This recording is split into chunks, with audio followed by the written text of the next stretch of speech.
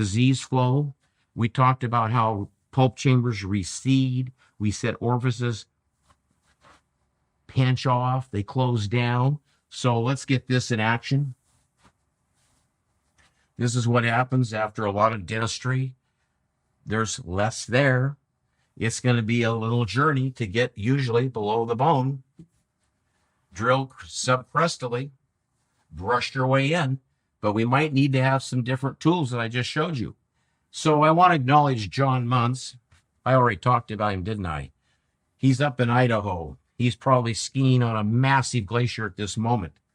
But his company, CJM Engineering, makes surgical length the longest burrs in the industry. And I want you to notice these numbers. This is a quarter round burr. I might mention he's got great surgical steel. Can you imagine spinning this in a low-speed handpiece because it's a latch type? And can you imagine maybe a little play, a little wobble? And you're trying to make a hole that's 1/4 millimeter, but all of a sudden it's about 1 millimeter because you got so much play. So these have excellent centricity, excellent. And people that use them really have learned to admire them. And ultrasonics can drill down by removing tooth structure through ultrasonic energy. It can drill down and chase, but the ultrasonic instruments, it's vibrate, it's oscillate, it's going through 2 alpha, right? So it makes little irregular marks. Now when the light hits it, we talked about a smooth surface refracts light.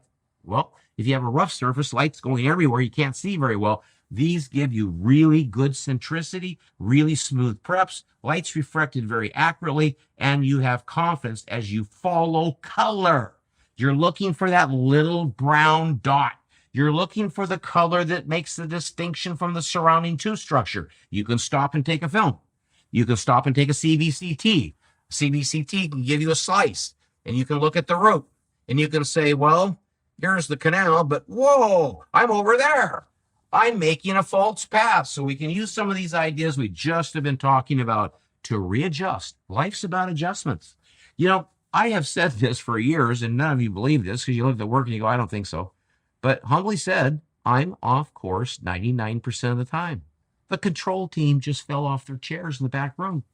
I'm off course doing clinical endodontics 99% of the time. So how does Ruddle bring the case in? You make endless adjustments along the journey. You're always adjusting. That's how you arrive at the destination. Okay.